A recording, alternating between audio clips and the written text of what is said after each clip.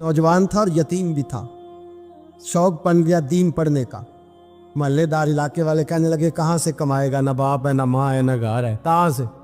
हजरत रूमी कहते हैं नौजवान ने जंगल में झोंपड़ी लगा ली। वहाँ वो सुबह मदरसे जाता, शाम को जंगल में रहता, वहाँ अल्लाह अल्लाह करता, सबक याद करता। एक दिन बादशाह की बेटी रास्ता भूल गई, जंगल में आई सहेलियों के साथ, बॉडीगार्ड भी साथ थे, पर रास्ता भूल गई। खोती खोती शाम हो गई, ऐसी खोई कि जब रात गहरी हो गई तो आके उस नौजवान के पास रुकी और चिल्लाने लगी। शेर के दहाड़ने की आवाज आती है, भेड़िए के बोलने की आवाज आती है। नौजवान अकेला, सहेलियां बिछड़ गई, गार्ड बिछड़ गए। कहने लगी मैं परेशान हूँ, मुझे जगह मिल जाएगी। नौजवान कहता मैंने शहजादी देखी और मुझे भी पता था कि घर एक ही है और आग को अंदर से दरवाजा भी बंद करना पड़ता है, जंगल जानवर भी आ जाते हैं। कहते मेरी छोटी सी कुटिया में, झोंपड़ी में वो आई, रो के कहने लगी सहारा कोई नहीं, अगर मैं पीछे निकलूंगी तो भेड़िए खा जाएगा। कहते मैंने उसे जगह दे दी। अकेली औरत, चिराग जल रहा है, सबक याद कर रहा हूँ। मेरे नबी पाक ने फरमाया जहाँ मर्द औरत अकेले हो तीसरा शैतान होता है। और शहजादी, वो बच्चा कहता है सबक याद करता रहा सारी रात। वो बच्ची को कहा सो जा, पर वो कहती है नींद मुझे भी कहाँ आई। ऐसे मौक़ों पर नींद, सारी रात सबक याद करता। थोड़ी थोड़ी देर के बाद चिराग जलता तो उस पर उंगली रखता, हाथ जलता तो पीछे खींच ले, फिर दूसरी उंगली रखता, थोड़ी देर के बाद जलता तो खींच ले, हाथ सारा जल गया। सुबह किरणें चमकी तो कहने लगा चल निकल जा, दौड़ जा, बस बड़ा सब्र का इम्तिहान हो गया, चली जा। शहजादी बाहर निकली, सिपाही ढूंढ रहे थे। बादशाह खुद जंगल में निकला हुआ था, मेरी बेटी मिल गई। बादशाह तन्हाई में जाके कहने लगा बेटा मैं दुनिया को बताऊंगा कि मेरी बेटी खोई नहीं थी, सिपाही साथ ही थे। ये बड़ा मुश्किल होता है, बेटी तो भूल के भी रात कहीं रह पड़े तो लोग जीने नहीं देते, तो बेटा मुश्किल हो जाएगा मेरे लिए। कहाँ थी? उसने कहा नेक नौजवान के पास। उसने कहा बेटा मैं तो तेरी बात मानूंगा पर दुनिया नहीं मानेगी। अगर उस नौजवान ने किसी को बता दिया कि तू उसके पास थी तो फिर लोग मेरा जीना मुहाल कर देंगे। बेटा मैं मर जाऊंगा, मेरी मजबूरी ये है कि वो कहीं राज ना उगल दे वो नौजवान, उसे कत्ल करना पड़ेगा। औरत ने मिन्नतें की, उस बेटी ने कहा मेरे मौसम को मारोगे, रोई। और वो कहने लगा मैं बादशाह, वो मेरा अपना वकार है, मैं उसको छोड़ नहीं सकता। गिरफ्तार कर लाए सिपाही। वक्त तय हो गया सजा का। अकेले कारकोशरी में रखा गया, जो उसके खास एतबार वाले थे उनकी ड्यूटी लगाई। बादशाह ने बुलाया, पहले बिलम आया। औरत कहने लगी, बेटी कहने लगी एक दफा तो बुलाओ ना, एक सवाल बस पर्दे में रह के पूछना है, और फिर जो आपका जी चाहे मेरे मौसम को मारना तो है, तो मर्जी आपकी। सामने खड़ा किया, नौजवान पर्दे के पीछे, औरत खड़ी हो गई। बादशाह बीच बैठ गया। बीबी कहने लगी सारी रात बेदार मैं भी रही, सोया तू भी नहीं। वो जो तू चिराग के करीब हाथ लगा के जलाता था वो समझ नहीं आई।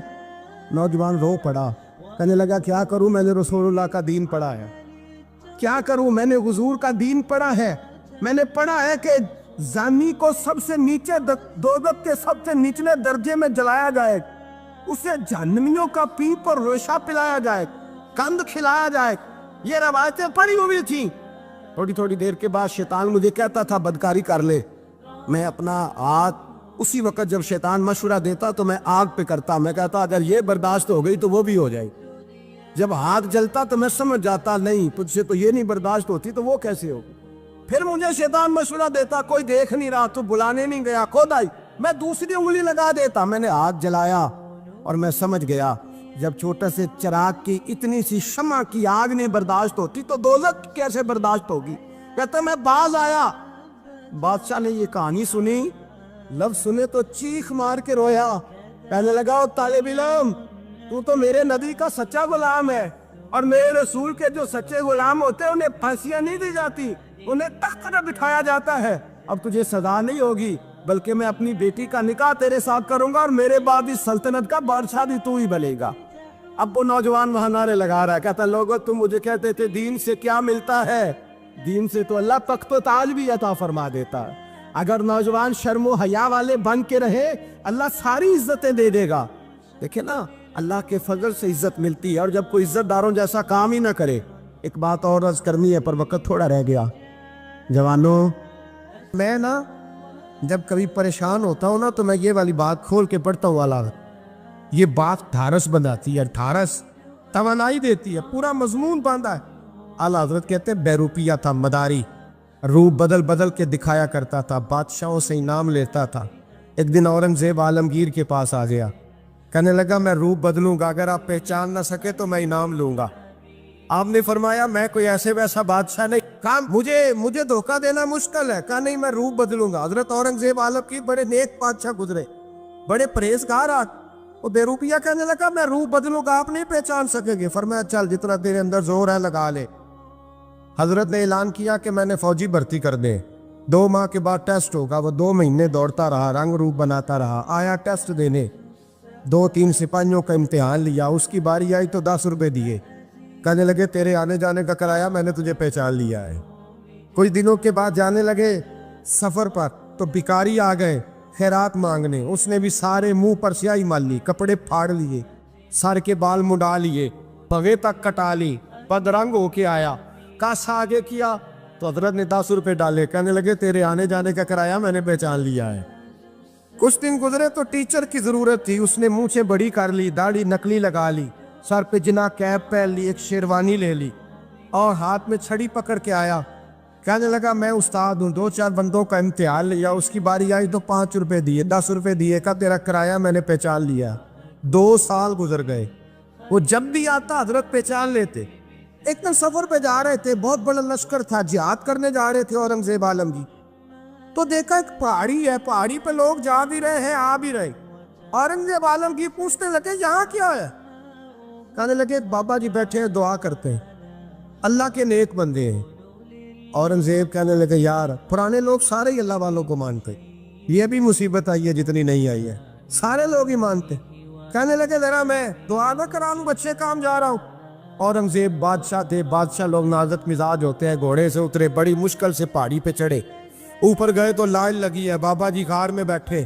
کہنے لگے میں نے ملنا, میں اورنگزیب ہوں. انہوں نے کہا ہمارا بابا اس طرح کا پیر نہیں کہ امیر آئے تو رنگ اور ہو, غریب آئے تو اور ہو, یہاں اگر ملنا ہے تو لائن میں لگ جاؤ, سب ایک جیسے. اب لائن میں کھڑے ہو گئے, 50 آدمی آگے تھے, کہتے ہیں 51واں نمبر تھا. تھک گیا دھوپ میں کھڑا کھڑا. جب میں پہنچا غار کے دہانے تو میں نے بابا جی کے چہرے پہ نظر ڈالی تو بڑا نورانی چہرہ, بڑی خوبصورت لب و لہجہ. میں نے کہا میرے جیسا آدمی بھی پگڑی باندھ لے تو اچھا لگنے لگ جاتا ہے, بڑا خوبصورت انداز. کہتے ہیں میں ان کے پاس اتحیات کی حالت میں بیٹھ گیا. میں نے کہا حضور میں جا رہا ہوں جہاد کرنے, دعا کرنا. بزرگوں نے ہاتھ اٹھائے, اللہ اس کی مدد فرما, دین کو غلبہ عطا فرما, اسے دین کا سچا پکا سپاہی بنا. پھر تھپکی دی, 2-4 نصیحتیں نکال ڈالی. دیکھنا ظلم نہ کرنا, زیادتی نہ کرنا, جب تم جیت کر نہ کرنا, غرور نہ کرنا. نصیحتیں بھی کر دی. کہتے ہیں اب جب میں اٹھا تو 2-4 دینار بطور نذرانہ مسلح کے نیچے رکھے, اور الٹے قدم جب میں غار سے اترا انہوں نے رومال جھاڑا اور اٹھ کے کھڑے ہو گئے. کہنے لگے آج نہیں تو نے پہچانا, آج نہیں تو نے پہچانا, میرا انعام بنتا ہے, آج نہیں پہچانا, لا پیسے. اورنگزیب کہنے لگا یار تو نے حد کر دی, کہاں چڑھا کہاں کھڑا رہا, دھوپ میں تھک گیا, کمال کر دی بھائی تو نے. بتا تو کیا لے گا, اب تو جلدی بتا, وہ کتنے لوگ پیچھے دھوپ میں کھڑے ہیں, لشکر سارا کھڑا ہے, کیا لے گا؟ اس نے کہا سب سے قیمتی ہیرے وہ ہے جو تیرے سر کے تاج میں لگے ہوئے, مجھے تیرا تاج چاہیے. او بھائیو سننا اور یاد رکھنا, میرے اعلیٰ حضرت کہتے ہیں بادشاہ نے سر کے اوپر سے تاج اتارا, بہروپیے کے قدموں میں رکھا اور کہنے لگے یہ لے, اور یہ تو تیرا مانگنے پر میں نے دیا ہے نا, میں واپس آتا ہوں تو آنا میں اپنی مرضی سے بھی تجھے دوں گا. تو نے اورنگزیب جیسے بندے کو دھوکہ دیا, آنا میں اس وقت بھی دوں گا. وہ دے کر بس بات ختم ہو گئی, حد ہو گئی. دے کر کہتے ہیں جب میں پلٹا نا واپس, بہروپیے نے آواز دی بادشاہ ٹھہر جا. تو میں نے پلٹ کے دیکھا تو کہنے لگے یہ اپنا تاج لے جا, اٹھا اور لے جا. میں نے کہا 2 سال بیت گئے تجھے محنت کرتے, آج قابو آیا تو لے جاؤ. کہنے لگا لے جا, مسئلہ سمجھ میں آ گیا. میں نے کہا مجھے بھی تو سمجھانا. کہتے ہیں وہ پھوٹ پھوٹ کے رویا, اس کی آنکھیں برس پڑی, سیلاب کی طرح آنسو بہہ نکلے, تڑپا اور رو کے کہنے لگا بادشاہ میں نے جھوٹ موٹ رسول اللہ کی غلامی اختیار کی تھی, جھوٹ موٹ کی داڑھی, جھوٹ موٹ کی پگڑی, جھوٹ موٹ کا فقر, میں نے جھوٹ موٹ نبی پاک کا لباس پہنا ہے, تو تیرے جیسے بادشاہوں کے تاج میرے قدموں میں آ گئے ہیں. अगर मैं सचमुच रसूलुल्लाह का गुलाम बनूंगा तो अल्लाह क्या कुछ अता फरमाए, अल्लाह कितनी नेमतों से नवाजे। मेरे आला क्या फरमाते हैं, आला हज़रत फरमाते हैं फरिश्ते भी करते हैं ताज़ीम मेरी। कौन जी? अल्लाह। ऐसा अकीदा भी कम मिलेगा जो बरेली के इमाम का अकीदा है, ऐसा भी कम। कहते हैं फरिश्ते भी करते हैं ताज़ीम मेरी। क्यों? फरमाने लगे फिदा होके उन पर ये इज्जत मिली। बगदाद के एक दरवेश आलिम थे, तो वो जब भी नमाज पढ़ाते ना तो किसी ताजर की 2 बीवियों के बारे में दुआ मांगते। तवज्जो है मेरी बात पर? नमाज पढ़ाते तो कहते अल्लाह उस ताजर की 2 बीवियों को अपनी खास रहमतें अता फरमा। एक दिन लोग उनके गिर्द इकट्ठे हो गए, कहने लगे बाबा जी बताएं तो सही वो बीवियां कौन थी जिनके लिए आप दुआ मांगते?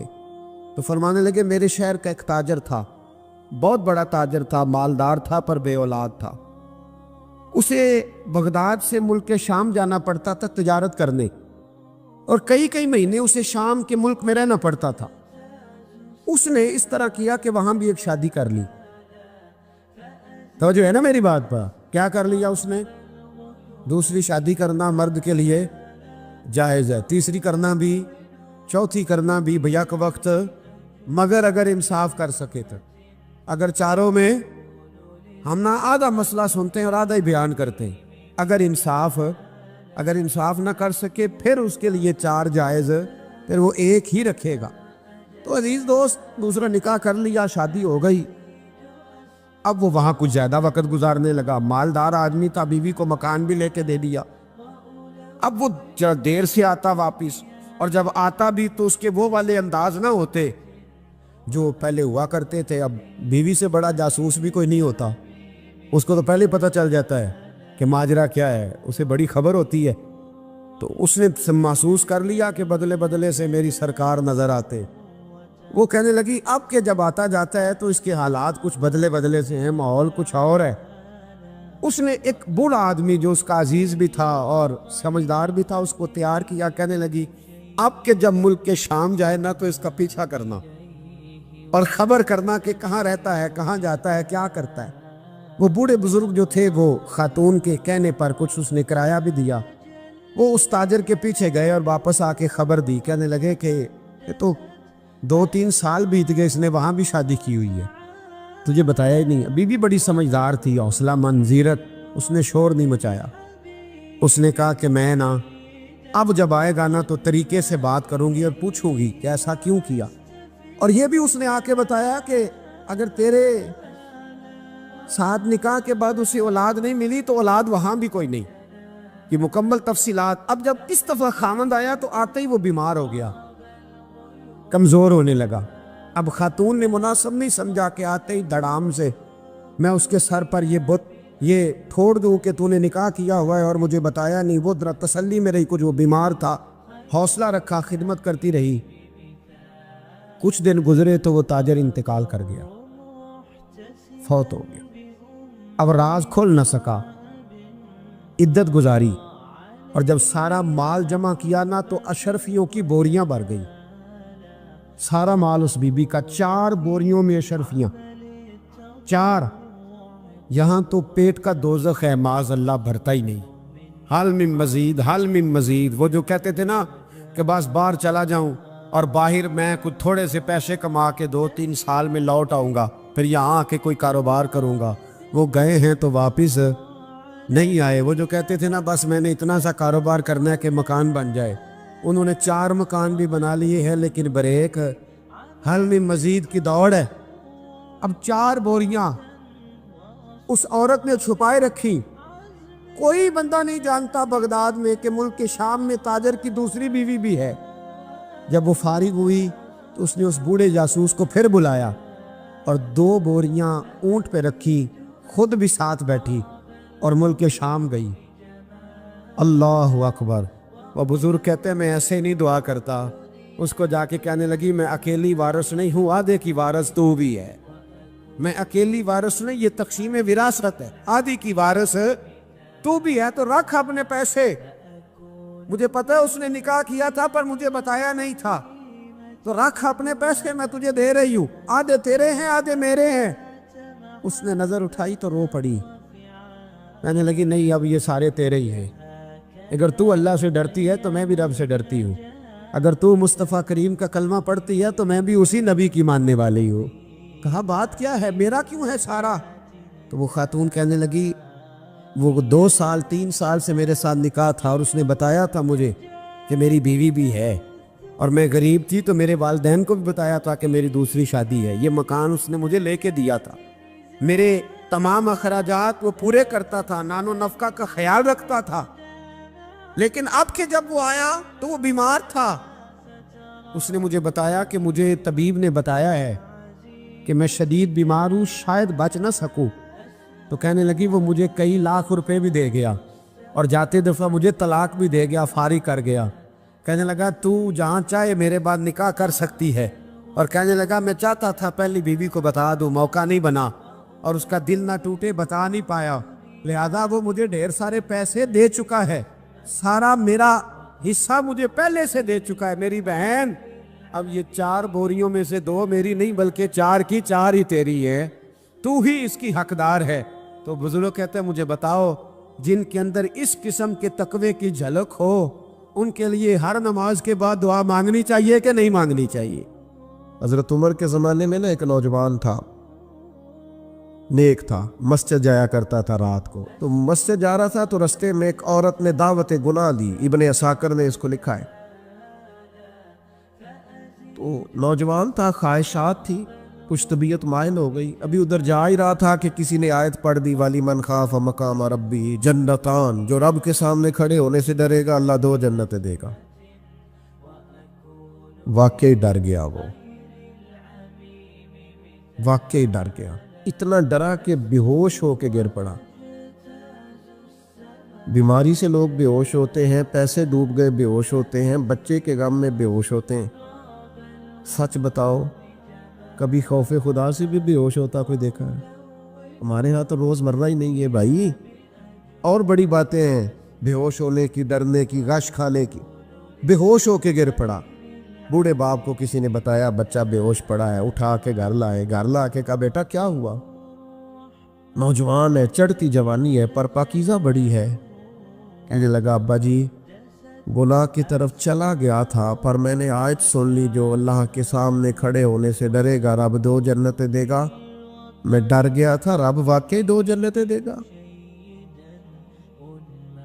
باپ رو پڑے، ابا جی کی آنکھوں میں آنسو آئے اور کہا پتر اللہ بڑا مہربان ہے، اس کے وعدے سچے ہیں، واقعی 2 جنتیں دے گا۔